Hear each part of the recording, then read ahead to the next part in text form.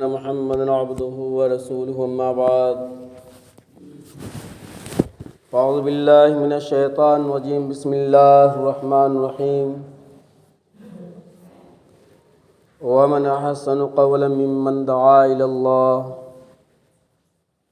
وعمل صالحا وقال اننی من المسلمین صدق اللہ العظیم وقال النبی صلی اللہ تعالی علیہ وسلم اذا سمعتم المؤذن وقولوا مثل ما هذا يقول وصلوا علی او کما قال صلی اللہ علیہ وسلم۔ برادران محترم، بزرگوں اور بھائیوں اور عزیز دینی بھائیوں، اللہ تبارک و تعالیٰ نے ارشاد فرمایا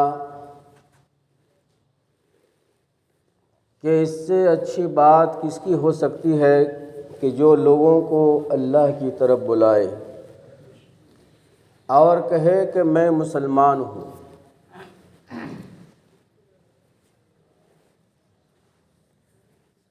یعنی اللہ کے نزدیک دعوت والا کام بہت اونچا مقام رکھتا ہے۔ میرے نبی صلی اللہ علیہ وسلم نے ارشاد فرمایا اذا سمعتم المؤذن، کہ جب تم مؤذن کی اذان کی آواز سنو تو تم بھی اسی طرح کہو جس طرح مؤذن کہتا ہے، وصلوا علیہ، اور مجھ پر درود شریف پڑھو، کیونکہ جو شخص ایک مرتبہ مجھ پر درود شریف پڑھتا ہے اللہ تبارک و تعالیٰ اس پر 10 رحمتیں نازل فرماتے ہیں۔ محترم بھائیوں، یہ اذان کیا ہے؟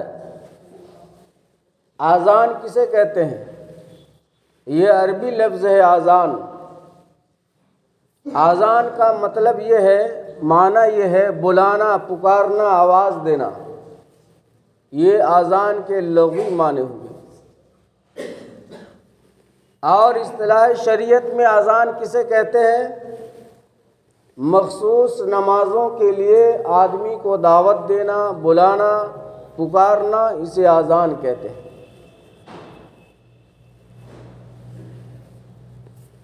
میرے نبی صلی اللہ علیہ وسلم 13 سالہ زندگی مکہ مکرمہ کے اندر گزارا، تو نماز کے لیے، نماز کی دعوت کے لیے کوئی شکل صورت نہیں تھی اس وقت، بلکہ نماز کا وقت ہو جاتا تو لوگ وقت پر جمع ہو جاتے اور باجماعت نماز پڑھ لیا کرتے۔ مگر جب ہجرت فرما کر نبی کریم صلی اللہ علیہ وسلم مکہ معظمہ سے مدینہ منورہ تشریف لے گئے، تو وہاں جانے کے بعد صحابہ کرام کو اکٹھا کیا اور مشورہ فرمایا آپ صلی اللہ علیہ وسلم نے کہ نماز کے لیے لوگوں کو بلانے کے لیے، مسجد میں آنے کے لیے کوئی ایسی شکل یا صورت اختیار کی جائے کہ جس سے لوگوں کو اندازہ ہو جائے کہ نماز کا وقت ہو چکا ہے، جماعت کھڑی ہونے والی ہے۔ صحابہ کرام کو اکٹھا فرمایا اور آپ صلی اللہ علیہ وسلم نے مشورہ فرمایا۔ یہ مشورہ کرنا سنت ہے، وشاورہم فی الامر، مشورہ کرنا چاہیے ہر اچھے معاملے میں۔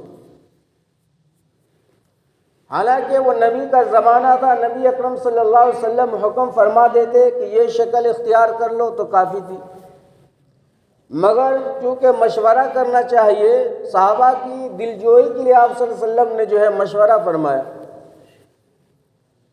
تو بعض صحابہ نے کہا کہ جب نماز کا وقت ہو جائے گا تو ہم لمبی چوڑی آگ جلا دیں گے، اس کا دھواں بلند ہوگا، اونچائی کی طرف جائے گا، لوگوں کو نظر آئے گا تو لوگ سمجھ جائیں گے کہ نماز کا وقت شروع ہو گیا ہے، جماعت کا وقت قریب آ گیا ہے۔ بعضوں نے کہا کہ تو نبی کریم صلی اللہ علیہ وسلم نے اس مشورے کو رد فرما دیا کہ یہ مجوسی کا طریقہ ہے، یہ کام اچھا نہیں آگ جلانا۔ بعض نے کہا کہ ہم بوف بجائیں گے، کوئی ایسا آلہ کہ جس کو پھونکنے سے جیسے بانسی شکل کا ہوتا ہے، بجائیں گے تو لوگوں کی کانوں تک آواز چلی جائے گی، لوگ سمجھ جائیں گے کہ نماز کا وقت ہو گیا۔ میرے نبی نے فرمایا کہ یہ یہودیوں کا طریقہ ہے، یہ بھی مناسب نہیں ہے۔ مختلف مشورے دیے صحابہ کرام نے۔ حضرت عمر رضی اللہ تعالی عنہ نے ارشاد فرمایا کہ میری رائے یہ ہے کہ جب نماز کا وقت ہو جائے تو ایک شخص جو ہے ہر ایک کے گھر میں جا کر دروازے میں دستک دے کر یہ آواز لگا دے کہ الصلاۃ جامعہ، یعنی نماز تیار ہے، نماز کا وقت شروع ہو گیا ہے۔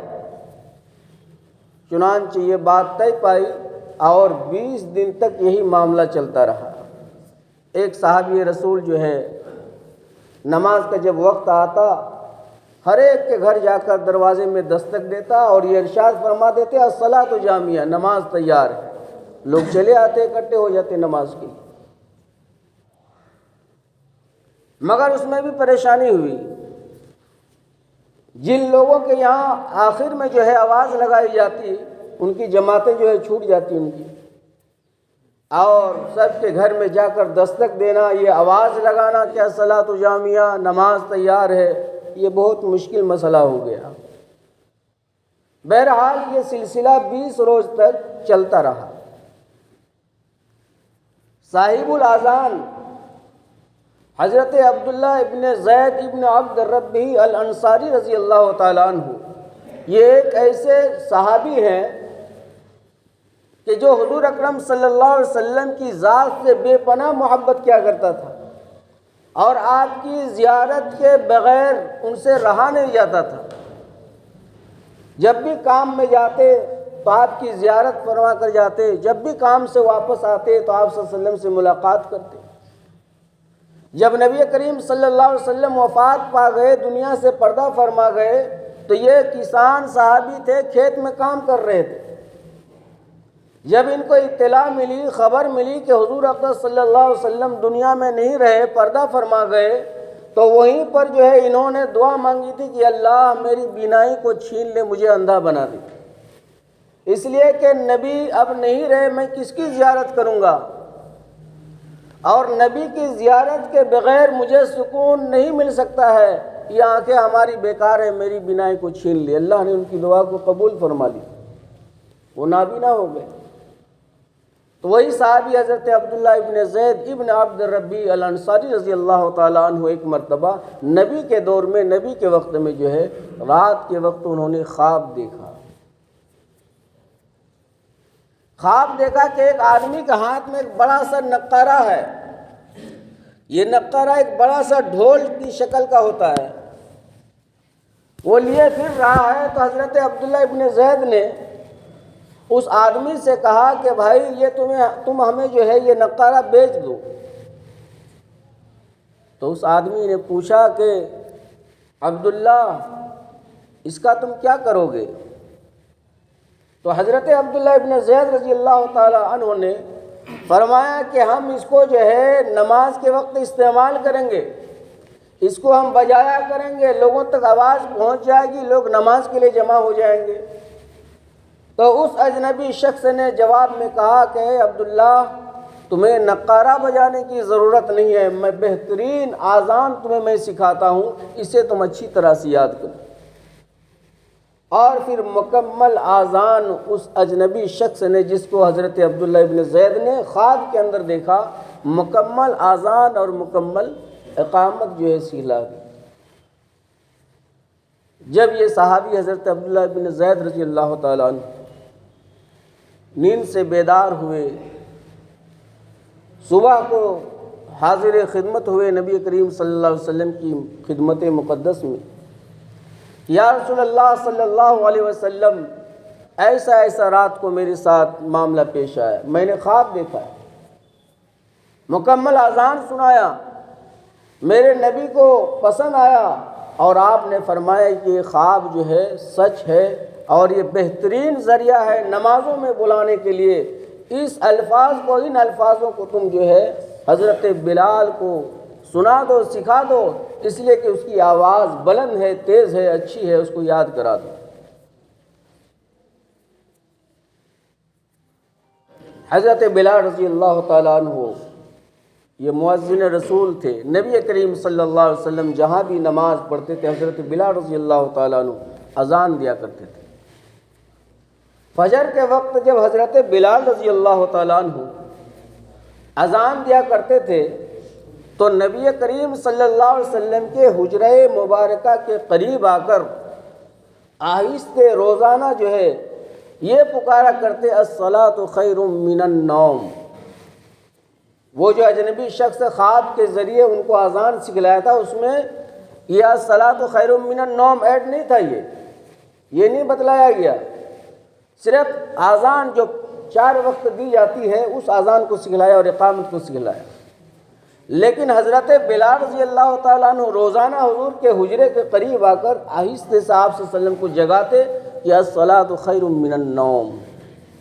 میرے نبی نے سنا جب 2-4 روز اس طرح تو ارشاد فرمایا کہ بلال فجر کی اذان میں اس کو تم جو ہے شامل کر لیا کرو، حی علی الفلاح کے بعد الصلاۃ خیر من النوم کہہ دیا کرو، یہ اچھے الفاظ ہیں۔ تو میرے محترم بزرگ اور دوستو، اللہ کے نبی صلی اللہ علیہ وسلم نے ارشاد فرمایا کہ جب تم اذان کی آواز سنو تو تم اس کا جواب دیا کرو، اسی طرح اس الفاظ کو دہرایا کرو، مگر حی علی الصلاۃ اور حی علی الفلاح جب مؤذن کہے تو تم کہو لا حول ولا قوۃ الا باللہ، یہ اذان کا جواب ہے۔ اب اذان کا جواب دینا کیسا ہے، کیا ہے؟ علماء نے لکھا ہے کہ زبانی جواب دینا اذان کا یہ سنت ہے، جس طرح مؤذن پکار رہا ہے اللہ اکبر اشہد ان لا الہ الا اللہ اشہد ان محمد رسول اللہ، تو اسی طریقے پر ہمیں جو ہے ہماتن متوجہ ہو کر اذان کو سننا چاہیے۔ آج ہمارے دلوں میں اذان کی عظمت نہیں ہے، گپ شپ پہلے سے اگر چل رہا ہے، کہیں پر بیٹھ کے ہم جو ہے ادھر ادھر کی باتیں کر رہے ہیں، اذان ہو رہی، کوئی تمیز نہیں، کوئی احترام نہیں اذان کی، کوئی خاموش نہیں ہوتا ہے، کوئی اذان کا جواب نہیں دیتا، بات چل رہی ہے۔ تو زبانی اذان کا جواب دینا یہ سنت ہے، مستحب ہے۔ یہ اگر آپ جواب دیں گے تو ثواب کا باعث بنے گا، نیکی ملے گی، ثواب ملے گا، نہیں دیں گے کوئی حرج کی بات نہیں ہے۔ یہ قولی جواب، زبان سے جواب دینا یہ سنت ہے۔ اور ایک جواب ہے عملی اور قدمی جواب، کہ مؤذن جب کہے اللہ اکبر اشہد ان لا الہ الا اللہ اشہد ان محمد رسول اللہ حی علی الصلاۃ حی علی الفلاح، تو ہمیں سارے کام کاج، مشغولیات، مصروفیات کو چھوڑ کر نماز کی تیاری میں لگ جانا، یہ ہے عملی جواب۔ اور یہ واجب ہے ہر انسان پر کہ جب اذان کی آواز سنے تو عملی طور پر نماز کی تیاری شروع کر دے، وہ کام کاج کو چھوڑ دے، چونکہ اب اللہ کا نام آ گیا، اللہ اکبر، مؤذن کہہ رہا ہے کہ اللہ سب سے بڑا ہے، اللہ سب سے بڑا ہے۔ اب ہمارا کام بڑا نہیں ہے، ہماری مشغولیت بڑی نہیں ہے، ہماری مصروفیت بڑی نہیں ہے، ہماری بات چیت بڑی نہیں ہے، اب اللہ کی عبادت اور اللہ کی جو ہے ریاضت یہ سب سے بڑی چیز ہے۔ تو یہ عملی جواب، اور عملی جواب دینا یہ واجب ہے۔ اگر آپ عملی جواب نہیں دیں گے تو آپ گنہگار ہوں گے، اللہ کی یہاں پکڑ ہو جائے گی کہ اذان ہو رہی تھی، تم نے اذان کی تیاری کیوں نہیں کی، نماز کی تیاری کیوں نہیں کی۔ میرے محترم بزرگ اور دوستو، اذان کی بڑی فضیلت ہے۔ پیارے آقا صلی اللہ علیہ وسلم نے ارشاد فرمایا کہ اگر میری امت کو پتہ چل جائے کہ اذان کا کتنا بڑا ثواب ہے اور پہلی صف میں نماز پڑھنے کا ثواب کتنا ہے، تو میری امت جو ہے اذان کے لیے اور پہلی صف میں بیٹھنے کے لیے لڑائی کرنا شروع کر دے۔ اتنی بڑی فضیلت ہے اذان کی اور پہلی صف میں نماز پڑھنے کی۔ فرمایا اللہ کے رسول صلی اللہ علیہ وسلم نے کہ مؤذن کے اذان پر جتنے لوگ نماز پڑھنے کے لیے مسجد کے اندر آتے ہیں، جتنا ثواب ان تمام نمازیوں کو دیا جاتا ہے، جتنا ثواب ان تمام مقتدیوں کو ملتا ہے، اتنا اکیلا ثواب مؤذن کے نامہ اعمال میں لکھا جاتا ہے۔ کتنی بڑی فضیلت کی بات ہے۔ آج ہم اذان کو حقیر سمجھتے ہیں، مؤذن کو حقیر سمجھتے ہیں۔ بعض جگہ تو ایسے بھی ہے کہ مؤذن لوگ بیچارے یہ عہدہ اظہار بھی نہیں کر پاتے کہ ہم مؤذن ہیں، شرم آتی ہے۔ لوگ حقیر سمجھتے ہیں کہ مسجد کا مؤذن ہے، جھاڑو لگاتا ہے، اذان دیتا ہے، صاف صفائی کرتا ہے، یہ فضیلت کی بات ہے۔ تو میرے محترم بزرگ اور بھائیوں، اللہ تبارک و تعالی ہمیں اور آپ کو جو ہے 5 وقتہ جو ہے نمازوں کے لیے آواز دیتے ہیں۔ یہ دعوت جو ہے یہ بہت بڑی دعوت ہے، یہ بھی ایک دعوت ہے، یہ بھی ایک تبلیغ دین کی اشاعت ہے۔ یہی وجہ ہے کہ جب اذان ہو جاتی ہے تو ہم لوگ دعا پڑھتے ہیں، اللہم رب ھذہ الدعوۃ التامہ۔ اذان کو دعوت تامہ کہا گیا ہے، مکمل ایک دعوت ہے اذان۔ تو اللہ کے نبی نے فرمایا کہ جب اذان ہو، مؤذن کی آواز سنو تو حماتن اس کی طرف متوجہ، دھیان سے سنو اور اس کی اذان کا جو ہے جواب دینے کی کوشش کرو۔ جب حی علی الصلاۃ اور حی علی الفلاح مؤذن کہے تو لا حول ولا قوت الا باللہ کہو، اس کا بڑا ثواب ہے۔ وصلوا علیہ، اور مجھ پر درود پڑھو۔ تو اذان کے بعد ہم جو ہے یہ دعا پڑھتے ہیں، اس کے اندر درود بھی ہے، اور جو نبی کریم صلی اللہ علیہ وسلم پر درود بھیجے گا دنیا کے اندر تو اللہ کے رسول کی شفاعت اس پر واجب ہو جاتی ہے۔ اور کل میدان محشر میں جہاں کسی کی بات نہیں چلے گی، کوئی پرسان حال نہیں ہوگا، کوئی کسی کا ساتھ نہیں دے گا، میرے نبی صلی اللہ علیہ وسلم جس شخص کے بارے میں سفارش فرما دیں گے اس کا بیڑا جو ہے پار ہو جائے گا۔ نماز پڑھنے ہم لوگ آتے ہیں، بیٹھے بیٹھے جھومتے رہتے ہیں، گھڑی کی طرف دیکھتے رہتے ہیں، مگر ہاتھ میں تسبیح لے کر یا انگلیوں پر درود شریف نہیں پڑھ سکتے ہیں بیٹھ کر کے، یوں ہی خواہ جو ہے وقت کو ضائع کر رہے ہیں۔ ایک مرتبہ درود پڑھنے پر 10 رحمتیں نازل ہوتی ہیں، 10 گناہ اللہ تعالیٰ معاف فرماتے ہیں، اللہ کے نبی کی شفاعت واجب ہو جاتی ہے۔ جہاں ہمیں سخت ضرورت پڑے گی کوئی کام نہیں آئے گا قیامت کے روز، لیکن نہیں، ہم درود شریف پڑھنے کا معمولات ہمارا نہیں۔ ہر آدمی کو چاہیے کہ کم از کم جو ہے 100 مرتبہ روزانہ درود شریف پڑھنے کا معمول بنائے۔ اب درود شریف جو نماز میں ہم لوگ پڑھتے ہیں یہی پڑھنا ضروری نہیں ہے، تو بڑی درود شریف ہے، درود ابراہیمی، چھوٹی چھوٹی درود بھی ہے جس کو تسبیحات میں ہم اور آپ پڑھ سکتے ہیں، اور بے شمار جو ہے ثواب اپنے نامہ اعمال میں لکھوا سکتے ہیں۔ لیکن یہ ہماری جو ہے کم ظرفی ہے اور کوتاہی ہے کہ ہم لوگ بیٹھے بیٹھے یوں ہی یا تو گپ شپ کرتے رہتے ہیں یا پھر نماز کی جماعت کا جو انتظار کرتے ہیں، مگر بیٹھ کر یہ سب تسبیحات کے معمولات نہیں کرتے ہیں۔ بہرحال میرے محترم بزرگ اور دوستو، اذان کا جواب دینا زبانی طور پر یہ جو ہے سنت ہے، مستحب ہے، باعث ثواب ہے، اور عملی طور پر جو ہے جواب دینا یہ واجب ہے۔ اذان سننے کے بعد اگر کوئی بندہ مومن، کوئی مسلمان اگر اللہ کے گھر کی طرف تب متوجہ نہیں ہوتا ہے، ادھر قدم نہیں بڑھاتا ہے، تو یہ گناہ کی بات ہے۔ اس لیے کہ ایمان کے بعد سب سے پہلا جو حکم اللہ تبارک و تعالیٰ نے ایمان والوں پر نافذ فرمایا، لاگو کیا ہے، وہ ہے پنجگانہ نماز۔ اگر زندگی میں نماز نہیں ہے تو جتنے بھی اچھے سے اچھے اعمال اب دنیا کے اندر کر لیجئے، یاد رکھیے گا، جتنا بھی بڑا سا بڑا اور اونچا سا اونچا کام آپ کر لیجئے، وہ عمل آپ کا کام نہیں آئے گا۔ اس لیے کہ ایمان کے بعد نماز کا مقام ہے، نماز کا مرتبہ ہے۔ اس لیے میرے محترم بزرگوں اور بھائیوں، عزیز نوجوان ساتھیوں، دینی بھائیوں، نماز کا ہم اہتمام کریں، کیونکہ میدان حشر میں سب سے پہلے جس چیز کی پوچھ ہوگی وہ ہے نماز۔ روز محشر کے جہاں گداز بود اولی پرشش نماز بود، نماز ہی کی پوچھ ہوگی سب سے پہلے، اور وہی عمل ہمارے پاس نہیں ہے۔ تو پھر زکوٰۃ کا مسئلہ کیا ہوگا، روزے کا مسئلہ کیا ہوگا، انفاق فی سبیل اللہ کا مسئلہ کہاں سے آئے گا، نمبر آئے گا؟ نماز ہی میں ہم پھنس گئے ہیں۔ تو میرے محترم بزرگ اور دوستو، یہ ہے اذان کی حقیقت، جو آج تک جو ہے پوری دنیا کے اندر اس کی آوازیں گونج رہی ہیں۔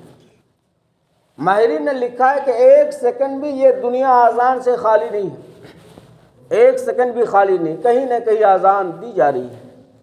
اور یہ حضرت عبداللہ ابن زید ابن عبد ربی الانصاری رضی اللہ تعالیٰ عنہ کا یہ سچا اور صحیح خواب تھا، جو نبی کریم صلی اللہ علیہ وسلم نے اس پر تصدیق فرمائی، اور آج تک یہ رواج چلتا آ رہا ہے۔